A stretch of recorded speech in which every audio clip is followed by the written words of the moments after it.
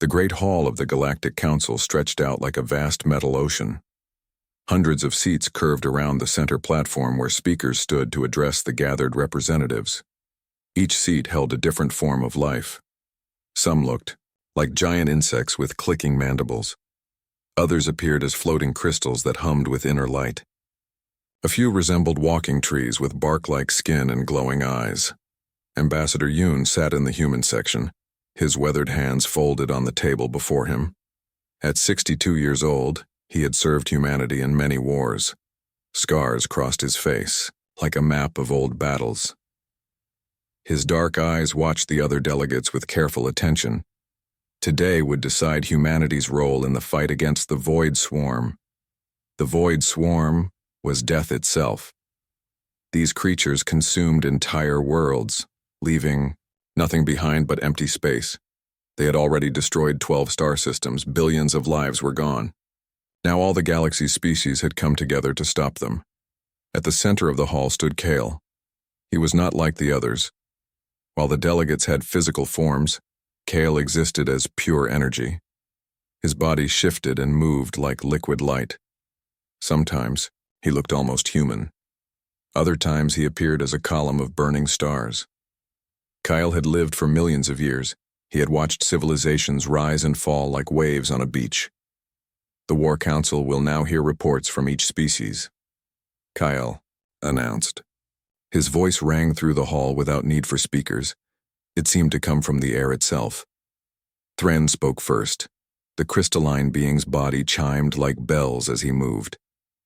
The Nexari forces have analyzed 17 battle scenarios. Logic dictates we focus on military targets only. Civilian populations slow down strategic advancement. Many delegates nodded in agreement. Their various forms of heads bobbed or swayed or flashed with approving light. Next came Vex, representing the insectoid hive minds. Her 6 arms gestured rapidly as she spoke. The collective agrees. Emotional attachments create tactical errors. We must think as one unified force. More agreement rippled through the hall. Ambassador Yoon felt his jaw tighten. He had heard this argument before. The Corvani fleet stands ready, announced another delegate. This one looked like a walking shadow with glowing red eyes. We have purged all unnecessary sentiment from our warriors. They will fight without hesitation or mercy. The hall buzzed with approval. Delegate after delegate spoke of cold efficiency and ruthless tactics. They all agreed that emotions were weakness. Finally, Kale's attention turned to the human section. And what of humanity? What contribution do you offer to our war effort? Ambassador Yoon stood slowly. Every eye, sensor, and energy field in the hall focused on him. He cleared his throat and began to speak. Honored delegates, humanity brings experience from countless conflicts. We offer skilled soldiers, advanced weapons, and proven leadership. Our commanders have won battles that others said were impossible. Sound like grinding stone came from the Corvani delegate. It might have been laughter. Your commanders? The ones who throw away tactical advantages to save civilians? Heat rose in Yoon's cheeks, but he kept his voice steady. We save those who cannot save themselves. This is our strength. Strength? Thren's crystalline body rang with what sounded like amusement. Your Battle of Kepler Station is taught in our academies as an example of emotional failure. Yoon remembered that battle well. Human forces had held the line for 6 extra hours to evacuate refugee ships. They lost 3 destroyers and 800 soldiers. But 40,000 civilians lived because of that sacrifice. We completed the mission and saved lives, Yoon said. You wasted resources on the weak. Vex clicked her mandibles together. The hive mind calculates optimal outcomes. Emotions cloud judgment. They make you inefficient. Other delegates began to speak over each other. Their voices mixed into a chaos of criticism. Humans cry when their friends die instead of replacing them quickly. They refuse direct orders to save strangers. They form bonds that make them hesitate in combat. Emotional reactions slow response times. Kale raised one hand, and silence fell instantly. The ancient being's form grew brighter, more solid. When he spoke, his words carried the weight of And I have observed your species for only a short time, humans. But I have watched others for millions of years. Emotions are chemical reactions in primitive brains. They are leftover instincts from when you lived in caves and feared the dark. He paused, letting his words sink in. Advanced civilizations move beyond such things. We think clearly because we do not feel. We act efficiently because we are not burdened by sentiment. You cling to these reactions because you have not yet evolved. The hall erupted in agreement. Delegates called out their support for Kale's wisdom. They praised his ancient knowledge and cosmic perspective. The void swarm threatens all life in this galaxy. Kyle continued. This is not a time for tears or hesitation. This is not a time for sacrificing tactical advantages to save individuals. This is a time for cold calculation and ruthless action. His form shifted, becoming more angular and sharp. Those who cannot set aside emotional weakness should not lead in this war. They should not make decisions that affect billions of lives. They should not command forces that others must follow into battle. Ambassador Yoon felt the weight of every gaze in the hall. Some looked at him with pity. Others showed disgust or contempt. A few seemed simply puzzled, as if they could not understand why humans existed at all. We request equal partnership in the War Council, Yoon said quietly. The silence that followed was absolute. Then Thren began to chime softly. The sound spread to other delegates until the hall filled with alien laughter. Partnership. Vex's compound eyes glittered. You offer emotional compromises and tactical weakness. What partnership could we need with such things? Kyle's voice cut through the laughter like a blade. Humanity may contribute soldiers to the war effort. You may provide supplies and support. But you will not hold command positions. You will not make strategic decisions. Your emotional nature makes you unfit for leadership in this crisis. The formal vote was quick and one-sided. Every species except humanity agreed. Humans would be junior partners in the alliance against the Void Swarm. They would follow orders rather than give them. They would serve rather than lead. As the council session ended, delegates began to file out of the hall. Many passed by the human section with dismissive glances or comments. Perhaps they will learn efficiency from proper military minds, one said. Emotions are for children and primitives, muttered another.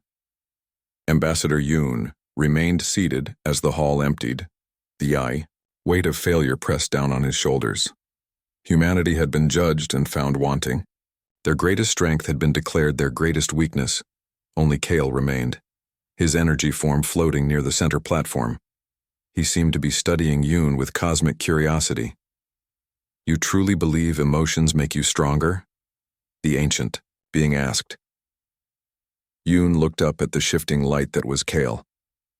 Yes, I do. Then you are more primitive than I thought. With that, Kale faded away, leaving Ambassador Yoon alone in the vast, empty hall, with nothing but his thoughts and the echo of cosmic laughter. The red sand of Kepler 442b swirled in angry clouds around the military base. Sergeant Day pulled his helmet tighter as another gust of wind tried to knock him over. This mining world sat on the edge of human space, far from the safe core worlds, where politicians made their speeches. Day had been fighting the Void Swarm for 3 years. He was 34 years old, with steady hands and calm eyes that missed nothing. His squad trusted him because he brought them home alive. His commanders respected him because he completed every mission. But today felt different. Today felt like the kind of mission that changed everything.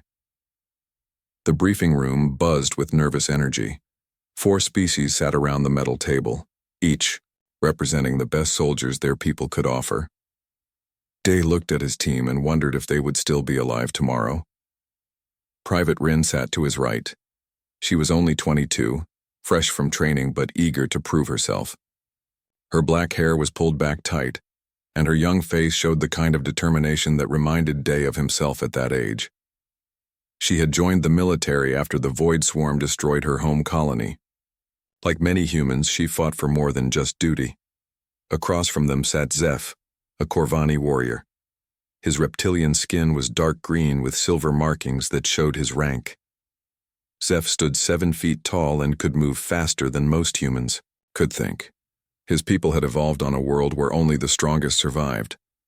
They respected power and despised weakness. Next to Zeph was Nox, a being made of living silicon. His body looked like walking crystal, constantly shifting between different shapes. Nox could process information faster than any computer. He spoke in mathematical terms and saw the world as a series of problems to solve. Emotions were just chemical reactions that he could not understand. "The mission is simple," announced Colonel. "Vortex through the communication screen." The insectoid commander's compound eyes reflected the briefing room lights. "Research Station Omega-7 contains critical data about Void Swarm weaknesses. You will retrieve this data before the enemy arrives." A holographic map appeared above the table. It showed a research facility built into the side of a mountain. Red dots marked the approaching Void Swarm forces. The station also houses 200 civilian researchers from 12 different species. Colonel Vortex continued. "They are working on projects unrelated to our war effort." Dave felt something cold settle in his stomach. He had heard this kind of briefing before. Transport capacity is limited. The colonel clicked her mandibles together. The evacuation ships can carry either the research data or the civilian population. Not both. The room fell silent. Day looked around the table at his teammates. Rin's face had gone pale. Zeph seemed unbothered by the news. Nox was already calculating probabilities in his head. "The data contains information that could save millions of lives across the galaxy," Colonel Vortex explained. "The research team has been studying Void Swarm behavior patterns for 2 years. Their work might be the key to ending this war." "What about the civilians?" Rin asked quietly. "Acceptable losses," Zeph said before the colonel could answer. 200 lives against millions. The choice is obvious. Nox nodded his crystalline head. "Statistical analysis confirms this assessment. The value of the data far exceeds the value of untrained civilian lives." Day felt that familiar weight settling on his shoulders. It was the same weight he carried after every battle where good people died. The same weight that woke him up at night when he remembered faces of soldiers who did not come home. "Sergeant Day will lead this mission," Colonel Vortex announced.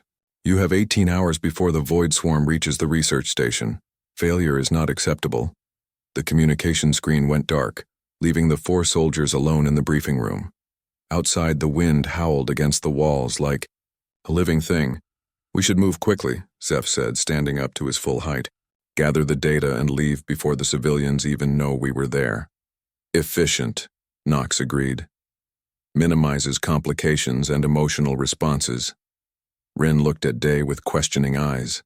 She was waiting for him to speak, to tell them what they would really do. Day had trained her for 6 months. She knew him well enough to recognize the storm building behind his calm expression. "We save everyone," Day said finally. Zeph's head snapped toward him. "That is not the mission." "The mission is to get the data safely off that station," Day replied. "It does not say we have to abandon civilians to do it." "The transport ships cannot carry both," Nox stated. "This is a physical limitation, not a choice." Day stood up and walked to the holographic map. He studied the research station layout, looking for something the others had missed. There had to be another way. There was always another way if you were willing to pay the price. "The station has its own defense systems," he said, pointing to gun emplacements around the facility.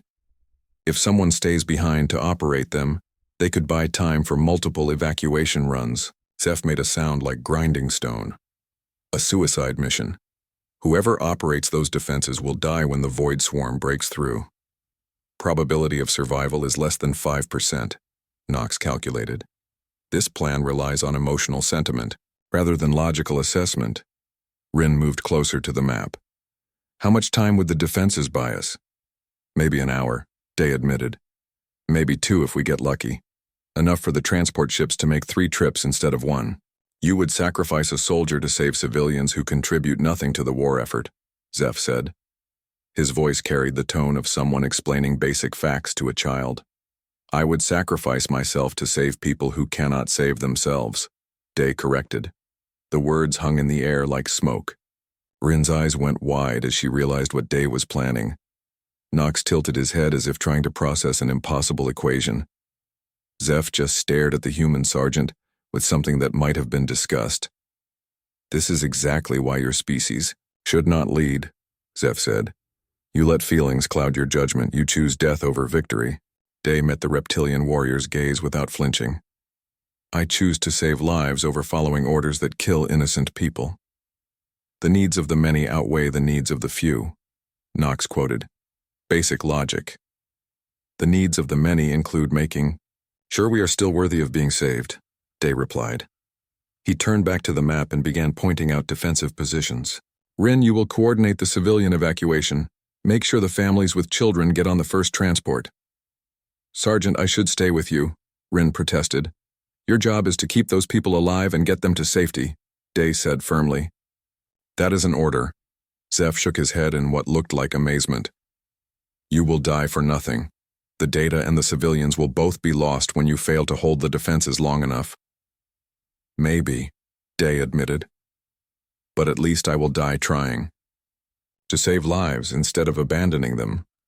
The sergeant began gathering his equipment. His hands moved with practiced efficiency, checking weapons and ammunition. He had done this routine 1,000 times before, but never knowing it might be the last time. Why? Knox asked suddenly. Explain the logic behind choosing certain death. Day paused in his preparations. How could he explain something that was not about logic at all? How could he make them understand what it meant to care about strangers simply because they were alive and afraid? 3 years ago, the Void Swarm hit my homeworld, he said quietly. My wife and daughter were in the capital city when it fell. I was off-world on a training mission. The room grew still. Even Zeph stopped moving. The evacuation ships could have saved them, Day continued. But the military command decided the orbital defense platforms were more important. They used the transport capacity to move weapons instead of people. His voice never changed tone, but something in his eyes made Rin step closer. My family died because someone made a logical choice, Day finished. Someone decided their lives were acceptable losses for the greater good. He shouldered his pack and headed for the door. I will not make that choice for someone else's family. As the door closed behind him, the 3 remaining squad members sat in silence. Outside, the red wind of Kepler 442b continued to howl, carrying the promise of the storm to come. The transport ship shook as it entered the atmosphere of Kepler 442b. Through the small windows, Day could see Research Station Omega-7 carved into the mountainside like a metal wound. Smoke rose from several sections where emergency systems had activated. The Void Swarm was coming faster than anyone had predicted. 2 hours early, Knox announced, his crystalline body flickering with data streams. Revised probability calculations show mission failure at 87%. Zeph checked his weapons for the 3rd time. We should abort and return to base. We finished the mission, Day said firmly. He looked out at the research station and thought about the 200 people inside, who did not know death was racing toward them through space. The transport touched down on the station's landing pad with a hard thump. Through the ship's communication system, they could hear panicked voices from the station's control room. Unknown vessel. This is Station Commander Wei.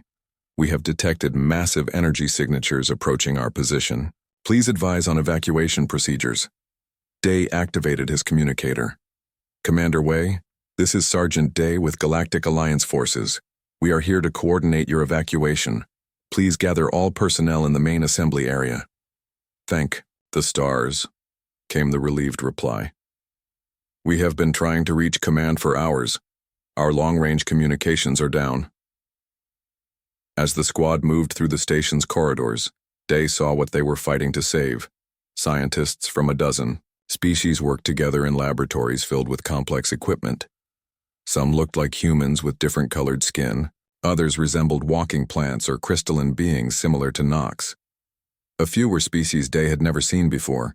In one lab, a young researcher who looked barely older than Rin was carefully packing data crystals. Her hands shook as she worked. In another room, an elderly scientist was destroying sensitive equipment to prevent it from falling into enemy hands. His movements were calm and methodical, as if he faced death every day. "These people are not soldiers," Rin whispered to Day as they walked. "They have no idea what is coming." "That is why we are here," Day replied. The main assembly area buzzed, with nervous conversation in dozens of languages. Families clustered together, holding on to each other as if physical contact could protect them from the unknown danger approaching. Children asked questions their parents could not answer. Elderly researchers sat quietly, their life's work reduced to whatever they could carry. Commander Wei approached the squad. He was a middle-aged human with kind eyes and the soft hands of someone who had never held a weapon.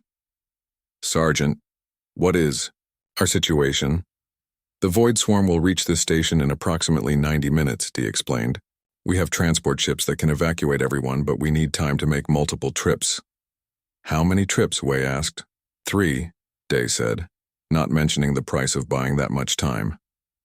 Behind them, Zeph made a disgusted sound.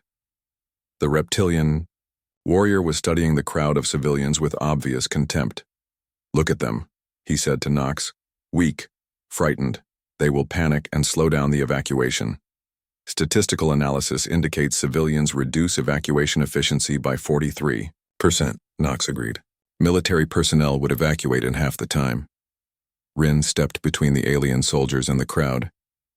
"These are people, not statistics." "They are resources," Zeph corrected. "Resources that require protection while contributing nothing to the war effort." Day felt his jaw tighten. He had heard this argument too many times. It was the same thinking that had killed his family. The same cold logic that put strategic value above human life. "Everyone listen carefully," Day announced to the crowd. "The first transport will take families with children and elderly researchers. You have 15 minutes to gather essential belongings only." The crowd began to move with surprising organization. Parents lifted small children onto their shoulders. Young scientists helped elderly colleagues pack important data. Different species worked together without hesitation, united by their shared danger. "This is inefficient," Zeph observed. "We should load by body weight to maximize transport capacity." "We load by need," Day said firmly. "Children and elderly first." As the first transport loaded, Day pulled Rin aside. The young soldier looked nervous but determined. He had trained her well, but he wished he had more time to teach her everything she would need to know. "Rin, you are in charge of the civilian evacuation," he said quietly. "Make sure everyone reaches the transport safely." "What about you, Sergeant?" she asked, though her eyes already showed she knew the answer. "Someone needs to operate the defense systems," Day explained. "Someone needs to buy time for all 3 evacuation runs." Rin's face went pale. "I should stay with you. That is my duty as your soldier." "Your duty is to save those people," Day said, nodding toward the crowd of civilians boarding the first transport. "Your duty is to make sure they see their families again." "But Sergeant, that is an order, Private." The first transport lifted off, carrying 67 civilians to safety. The station's corridors felt emptier now, but still held more than 100 people waiting for rescue. Knox approached Day, his crystalline form shifting colors as he processed information. "Sergeant, I have calculated the defensive positions. The station's weapons can delay the Void Swarm for approximately 47 minutes before being overwhelmed." "How long do we need for 2 more evacuation runs?" Day asked. 93 minutes, Knox replied. "The plan has a failure probability of 96%. Zeph joined the conversation. "This confirms what I have been saying. The mission cannot succeed. We should take the research data and leave with the second transport." Day looked at the reptilian warrior with steady eyes. "Go if you want to. No one is forcing you to stay." "I am not afraid to die," Zeph said, his voice carrying wounded pride. "But I will not die for nothing." "These people are not nothing," Rin said firmly. Day walked to the station's main computer terminal and began accessing the defense systems. Weapon platforms came online throughout the facility. Energy readings showed full power to shields and barriers. The automated systems were designed to hold off pirates and raiders, not the endless hunger of the Void Swarm. But they would have to be enough. Sergeant, Commander Wei approached with a data crystal in his hands. This contains 2 years of research on Void Swarm behavior patterns. It might help end this war. Day took the crystal and handed it to Rin. Make sure this reaches Galactic Command. I cannot accept this responsibility, Rin protested. You are the mission leader. The mission leader stays to complete the mission, Day replied. The mission is to save everyone we can. The second transport was loading now. More families, more researchers, more lives that deserved a chance to continue. Day watched them through the station's security cameras. A small child waved goodbye to someone still waiting for the third transport. An elderly scientist helped load equipment that represented decades of work. Contact from the approaching Void Swarm, Knox announced. His crystalline body flashed red with alarm signals. They have detected our presence. Estimated arrival time is now 62 minutes. The transports cannot fly faster, Zeph stated. Physics limits their acceleration. Dai nodded and walked toward the central defense control room.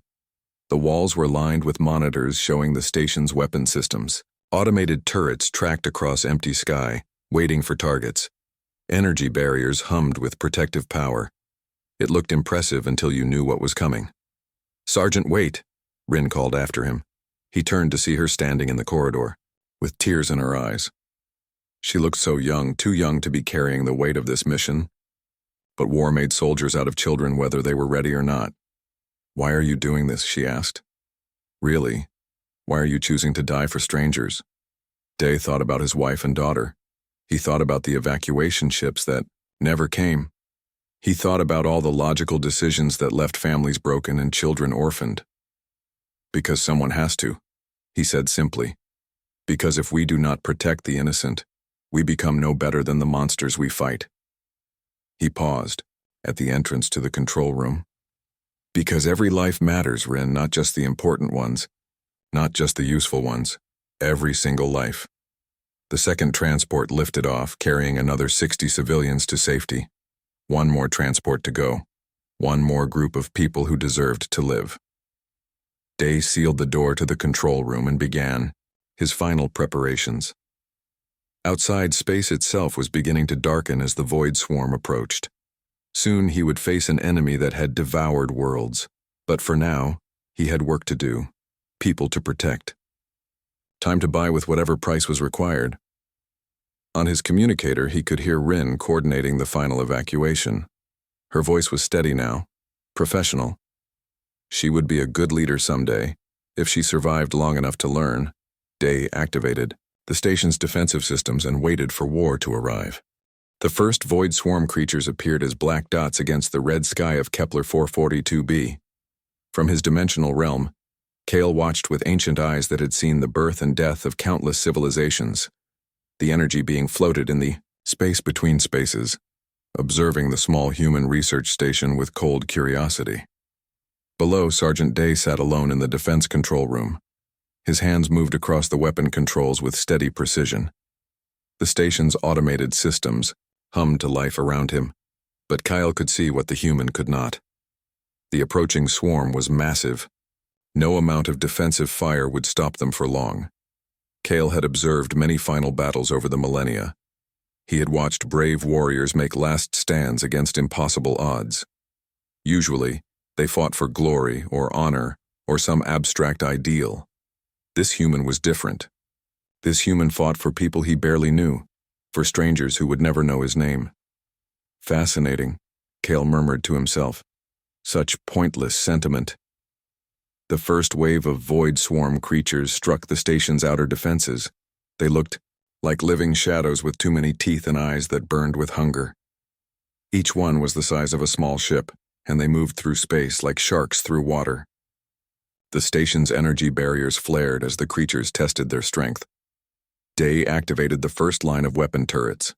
Beams of concentrated energy lanced out into the darkness, striking the approaching swarm. Several creatures dissolved. Into nothing, but dozens more took their place. They flowed around the station like a dark tide, probing for weaknesses. Third transport is loading now. Rin's voice crackled through the communicator. 63 civilians remaining.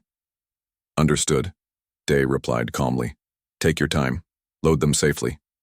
Kyle tilted his energy form, studying the human's vital signs. Day's heart rate was elevated but steady. His breathing was controlled. Most interesting of all, his brain showed patterns that Kale had never seen in other species. Where fear should be, there was determination. Where desperation should rage, there was calm purpose. The second wave hit harder. Hundreds of void swarm. Creatures swarmed around the station like angry insects. They began to tear at the energy barriers with claws that could cut through metal. Sparks flew as the barriers weakened under the assault. Day switched to the heavy defense cannons. These weapons drew power directly from the station's reactor, sending massive bursts of energy into the swarm. Each shot destroyed multiple creatures, but the swarm seemed endless. For every creature that died, 2 more emerged from the darkness of space. Warning, the station's computer announced. Outer barriers at 60% strength. Kale found himself leaning forward, despite having no physical form to speak of. The human should be panicking now. He should be calling for immediate evacuation, or trying to negotiate with the swarm. Instead, Day was adjusting weapon targeting systems and redistributing power to damaged sections. Transport 3 is at 50% capacity, Rin reported. We need more time, Sergeant. You will have it, Day promised. Something stirred in Kale's ancient consciousness. It was unfamiliar, like a note of music he had never heard before. He pushed the feeling aside and continued to observe. The third wave was larger than the first 2 combined. The creatures had learned from their losses and now moved in coordinated groups. They focused their attacks on specific points, trying to create breaches in the station's defenses. Day responded by rotating his fire pattern, but the strain was showing. Several weapon systems overheated and shut down automatically. Outer barriers at 30%, the computer warned. Day's hands never stopped moving across the controls. Sweat beaded on his forehead, but his voice remained steady when he spoke into the communicator. How are our guests doing, Rin? Loading the last group now, she replied. Her voice carried strain and worry. Sergeant, you need to get out of there. Not yet, Day said simply. Kale watched as the human accessed his personal files on the station. Computer. A holographic image appeared above the control panel, showing a woman with kind eyes and a small girl with laughing face. The human stared at the image for a moment, then began to record a message. To my beloved wife Sue and my precious daughter Min, Day spoke to the recorder. I know you cannot hear this, but I need to say these words. I think about you every day. I carry your love with me into every battle. The fourth wave struck with devastating force. Dozens of barriers failed at once, and void swarm creatures began to penetrate the station's outer defenses. Alarms blared throughout the facility as emergency systems activated. I am sorry I was not there to protect you. Day continued his recording while simultaneously firing every remaining weapon at the approaching swarm. I am sorry I could not save you, but I can save others. I can make sure other families stay. Together. Kale felt that strange stirring again. Stronger this time. The human was facing certain death, but his words carried no bitterness or despair.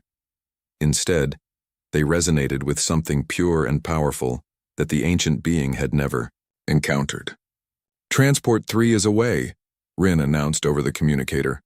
All civilians are safe, Sergeant. Now get out of there. Negative, Day replied. The swarm will pursue the transports if they detect them. I need to keep their attention here. That is suicide, came Zeph's voice over the channel. Pointless sacrifice. Not pointless, Day said quietly. Never pointless. The fifth wave broke through the inner defenses. Void swarm creatures poured into the station's corridors like living darkness. Emergency blast doors sealed automatically, but Kyle could see they would not hold for long. The creatures were already beginning to cut through the reinforced metal. Day switched to the station's self-destruct sequence, but set a 30-minute delay, enough time for the transport ships to reach safe distance. enough time to make sure the creatures could not follow. I love you both. He finished his recording. Wait for me on the other side. The control room door exploded inward. 3 void, swarm creatures flowed into the space like liquid shadow. Day drew his sidearm and fired point-blank into the nearest creature. It dissolved, but the others kept coming. Kale watched as the human soldier made his final stand. Day fought with skill and courage, but he was only one man against an endless tide. Claws raked across his body armor. Teeth snapped at his throat. Still he fought, buying precious seconds for people who were already safe. As Day fell to his knees, something impossible happened. The human smiled, even as alien claws pierced his chest, even as his life flowed away onto the metal floor. Sergeant Day smiled with genuine peace. They are safe, he whispered. All of them are safe. In that moment, Kale felt something he had never experienced in millions of years of existence. It started as a small tremor in his energy form, then grew into something overwhelming and powerful. The ancient being who had watched civilizations rise and fall without emotion suddenly understood what the humans called love. Day's final thought was not of pain or regret. It was a memory of children laughing as they boarded the transport ships. It was the image of families reunited because one man chose to stay behind. It was the knowledge that strangers would live because he had cared enough to die for them. Kyle felt something impossible happening to his eternal form. Energy that had remained stable for eons began to shift and change. For the first time since the universe was young, the ancient god experienced what mortals called tears. Impossible, Kale whispered into the void. How can such weakness create such strength? But he knew it was not weakness he had witnessed. What flowed through Sergeant Day in his final moments was the most powerful force in the universe. It was love without condition, sacrifice without reward, courage born from caring about others more than yourself. The research station exploded in a brilliant flash of light, taking the void swarm creatures with it. In the aftermath, 3 transport ships flew safely toward the nearest human colony, carrying 200 souls who would never know the name of the man who saved them. In his dimensional realm, Kale continued to experience emotions for the first time in his existence: wonder, respect, and something else, something that would change everything. For the first time in millions of years, an ancient god had learned what it meant to cry. 3 days after the battle at Research Station Omega-7, the Galactic Council reconvened in their Great Hall. The curved metal chamber buzzed with conversation as delegates took their seats. Reports of the successful evacuation had reached every corner of the galaxy, but the full story was only now beginning to emerge. Ambassador Yoon sat in the human section, his weathered face carrying new lines of grief. The official report lay on the table before him, but he had already memorized every word. 200 civilians saved. Critical research data recovered. Mission accomplished at the cost of 1 human life. Sergeant Day would receive no medals. There would be no parades in his honor. Most of the galaxy would never know his name. But Ambassador Yoon knew, and that knowledge burned in his chest like a flame that would never die. The Council will now hear mission reports, announced the session moderator, a floating jellyfish-like creature with translucent skin. First, we address the Kepler 442b operation. Private Rin stepped forward to the speaking platform. She looked older than her 22 years, as if the events at the research station had aged her in ways that time alone could not. Her dress, uniform was perfect, but her eyes carried shadows that spoke of things no young soldier should have to remember.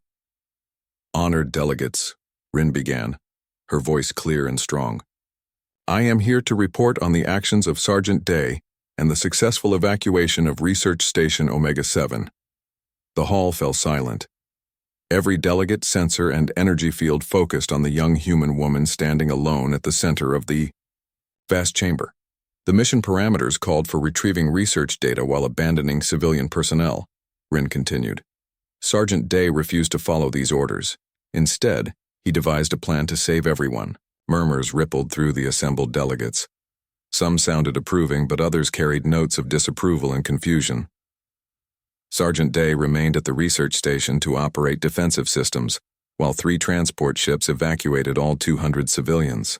He held his position against overwhelming odds until every person was safely away. Thren's crystalline body chimed with what might have been amusement. Another example of human emotional failure. One soldier died needlessly when logical evacuation could have saved the data with no casualties. The data was saved, Rin replied firmly, along with 200 lives that your logic would have sacrificed. Zeph stood from his seat in the Corvani section. The reptilian warrior's scales showed patterns of agitation. I was there, Council. I witnessed this human's choice. He threw away tactical advantage for sentiment. His death served no strategic purpose. His death saved families. Rin shot back. His death meant children would grow up with their parents. His death meant researchers could continue their work instead of becoming casualties of war. Knox rose next, his crystalline form shifting through various geometric shapes. Statistical analysis confirms the mission could have been completed with 0 military casualties. The human chose an inefficient solution based on emotional attachment to strangers. Ambassador Yoon watched the familiar pattern unfold. Once, again, humanity's greatest strength was being painted as weakness. Once again, the value of individual lives was being reduced to numbers on a tactical display. The sergeant's sacrifice demonstrates exactly why humans cannot be trusted with command decisions. Vex clicked her mandibles together. Emotions make them unreliable. They choose individual sentiment over strategic necessity. More delegates joined the criticism. The same voices that had mocked human emotions 3 days ago now used Sergeant Day's heroism as further proof of humanity's unfitness for leadership. He died for nothing, Thren chimed. Pure emotional response with no logical foundation. He died because humans cannot separate feelings from duty, added another delegate. Rin stood alone at the speaking platform, facing the rising tide of alien criticism. Her hands clenched into fists at her sides, but her voice remained steady. Sergeant Day died because he believed every life has value, she said. He died because he chose to protect the innocent instead of abandoning them. If you call that weakness, then I am proud to be weak. The hall erupted in arguments. Delegates shouted over each other in dozens of languages. Some defended the tactical necessity of hard choices. Others questioned why humans had been included in the alliance at all. The noise grew until it threatened to drown out all rational discussion. Then silence fell like a curtain. The air in the great hall shimmered and Kale materialized above the speaking platform. The ancient being's energy form was different than before. Where once he had appeared as cold light, now his presence carried warmth. Where once his shape had been sharp and angular, now it flowed with something that almost resembled gentleness. Every delegate in the hall stared in shock. Kyle had not taken physical form in the chamber for over a century. His appearance now meant something momentous was about to happen. I have observed the events at Research Station Omega-7, Kale announced. His voice carried across the hall without echo or distortion, as if he spoke directly into each listener's mind. I watched Sergeant Day make his choice. I witnessed his final battle. I experienced his last moments as life flowed from his body onto cold metal floor. The ancient being's form shifted, becoming more solid, more present. For millions of years, I have observed civilizations rise and fall. I have watched countless species evolve from primitive tribes to galactic powers. In all that time, I believed I understood the nature of strength and weakness. Ambassador Yoon felt his breath catch in his throat. Something in Kyle's tone suggested that ancient certainties were about to crumble. I have seen warriors fight for glory and die for honor, Kyle continued. I have observed soldiers sacrifice themselves for tactical advantage or strategic necessity, but I had never witnessed what I saw in that human's final moments. The energy being's form began to glow brighter, as if lit from within by newfound understanding. Sergeant Day did not fight for glory. He gained no honor from his sacrifice. There was no strategic advantage in his choice to remain behind. He stayed because he loved people he had never met. He died because he cared more about their lives than his own. Kyle's voice grew stronger, more certain. In his final moments, as alien claws pierced his chest, and his life ebbed away, Sergeant Day smiled. He smiled because children would see their parents again. He smiled because families would remain together. He smiled because strangers would live. The ancient being paused, his energy form pulsing with something that looked remarkably like emotion. "I felt that love," Kale said, quietly. "For the first time in millions of years, I understood what you call emotion. It is not weakness. It is not primitive chemical reaction. It is the most powerful force in the universe." As he spoke, something extraordinary began to happen. A single drop of liquid light formed at the edge of Kale's energy field. It hung suspended, in the air, glowing with inner fire, before slowly falling toward the chamber floor. The tear struck the metal platform with a sound like distant thunder. Where it landed, the metal transformed into something beautiful and crystalline. The crystal pulsed with warm light, as if it contained the essence of every noble emotion ever felt. "I have learned to cry," Kyle announced to the stunned assembly. A dying human soldier taught an ancient god the meaning of tears. The silence in the hall was absolute. No delegate moved or spoke. They stared at the crystallized tear as if it were the most impossible thing they had ever seen. "Emotions are not weakness," Kale declared. "Love is not inefficiency. Compassion is not tactical failure. These are the forces that make life worth preserving. These are the powers that transform mere survival into something transcendent." He turned his attention to the human section. "I mocked your species for feeling too much.